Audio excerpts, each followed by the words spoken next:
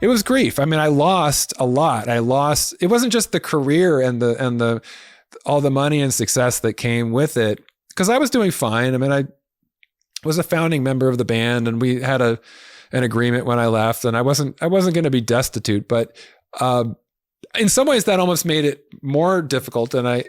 Because I couldn't really complain to anyone. I didn't think anyone would understand that I was suffering when I have this house in the Hollywood Hills and I'm driving a Mercedes and I don't even have a day job and all I'm doing is partying every day. It's like, who's going to want to hear me weeping for my sad life, living that lifestyle?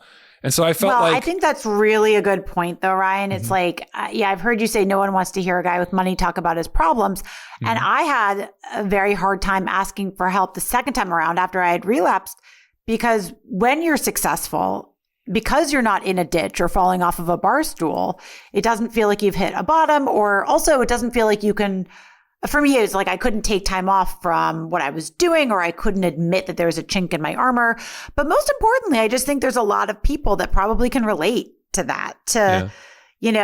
I don't deserve to have problems. And that's really smothering. That's a really smothering thought. And it feels almost increasingly problematic because like we're very much against anybody with privilege, that they should just be like, just sit down because you have privilege. It's like everyone should honor their own experience. So how did you finally open up and maybe did you ask for help?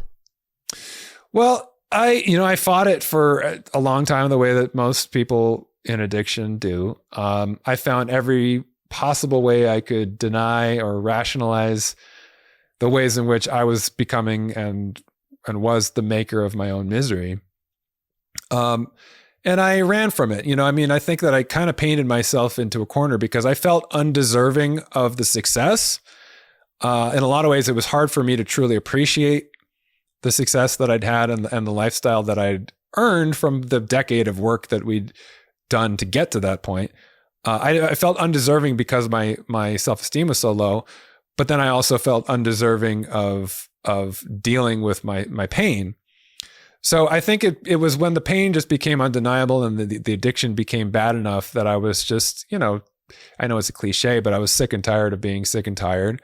And thankfully the consequences of my drinking were not so great that I had a bottom like some people have, where I ended up with DUIs or in jail or having injured myself or other people or, destitute and on the street. Thankfully, it didn't get to that point, but it was a spiritual bottom. It was feeling just really disconnected from life and feeling like I was actively marching towards death. And everything that I was doing was keeping me separate from any source of meaning or connection in my life. It was really just every day trying to figure out how to avoid pain. How to, just not feel what I was feeling, whatever it may be, anxiety, depression, alcohol withdrawal, whatever it was, just trying to every minute try to fix that. And there was no room for anything else. There was no room for any responsibility in my life or any commitment to anything meaningful or a sense of purpose. That's what really was missing, because the band had been my sense of purpose for a decade. And I hadn't found anything to replace that other than just kind of wallowing and or drinking away my pain. And so it was finally getting to that spiritual bottom. And then I was back in the relationship with my partner. And we had a complicated relationship that was, the addiction played a factor in, and there was a bit of that codependent kind of thing going on.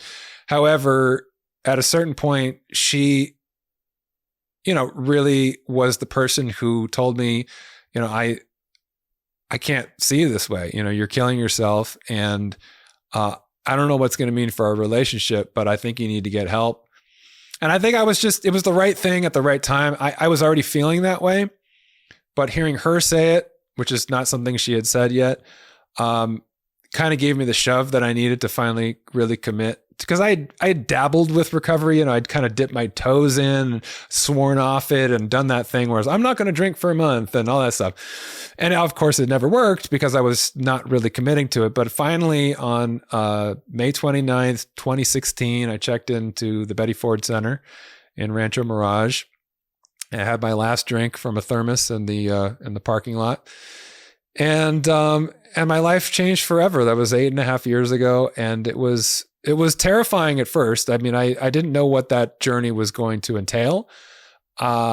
I was scared of change. I was scared of all the things that I'd been avoiding and all the insecurities and the anxieties and the pain of all that loss, and having to actually deal with that sober was terrifying. But I just knew if I kept going the way I was going, it was just going to keep getting worse, and that I was actively making it worse, and that the only way it was going to get better was if I just started walking in the other direction, whatever that meant. And the first few days I was struggling, and I was going through withdrawals, and I was feeling really scared. But then within a matter of a week or so, it started to get really good. It started to become the thing that I'd been missing, which was that sense of connection and meaning and purpose in my life, got filled by service. It starts with you doing something very small. And for me, it was just people helped me when I got there, move my bags into the dorm, get acclimated to the process, just go to my first meeting and hear something about the steps, listen to people talking about what they'd gained in their month there. And then a weekend, I was doing that for someone else. I was showing them around. I was showing them the itinerary. I was telling them things I'd picked up in just a week there. And that hit me really solidly in the chest. Like, I have something to offer now to another human being that I didn't have a week ago. And that is a powerful feeling that I haven't felt in a long time in my life. And I got kind of addicted to that feeling. It's like, I want more of that. Whatever this is that's giving me that, I want more of it. And so I just entrusted, my faith in the process, not really having an idea of what my higher power was or anything like that. I still was sketchy on the whole spirituality element. But I just knew that there was something fulfilling about service, and there was something meaningful about stepping into this space in this way that I wanted to be a part of. And so that kind of drove my early dedication to recovery. And it really has been the driving force of everything that's come since. It hasn't really changed. Everything I've done, which has been one thing after another, that's just the next indicated action in my own recovery, has led me to more and more fulfilling and meaningful and purposeful things in my life. Yeah. What did that feel like? And then the impetus that took you next on to grad school, correct? Yeah. Well, thankfully, early on, some of the advice I got when I was at Betty Ford was that, it's nice to think that you can go in and just do a program for a month and then go back to your life and everything's better. I had tried that once before and it didn't work. And I was so humbled by my experience at the end of my addiction that I was willing to do whatever they told me to do. I was open, I was surrendering, I was in acceptance. And that was really the difference, when you get to that place of acceptance. That's really step one, right? What they said was, stay here as long as you can, as long as insurance will keep you, and as long as or if you can afford out of pocket. I ended up staying at Betty Ford for 2 months. And they said, when you go home, don't just go home to your life. Have some kind of program that you go back to, ideally an outpatient program, step down from inpatient to outpatient. So I checked myself into an outpatient program for 4 months after that. And it was not a 12-step based place. It was actually a cognitive behavioral therapy based place. They did have, a 12-step meeting that they offered on the weekends, and they certainly encouraged it. So that was a part of it. But I kind of got a very holistic approach to not just recovery, but to mental health in general from that experience, which was really helpful for me because I did have a problem with the spiritual element. I did finally figure out my relationship with spirituality, and it became a very positive one. However, I'm an intellectualizer, and I'm somebody who it's hard for me to just take things on faith. And I kind of needed to wrap my head around this thing in every possible way that could be offered. And so I was doing my own individual therapy. I was going to this cognitive behavioral therapy outpatient clinic. I was doing the 12 steps with a sponsor. I was going to meetings whenever I could.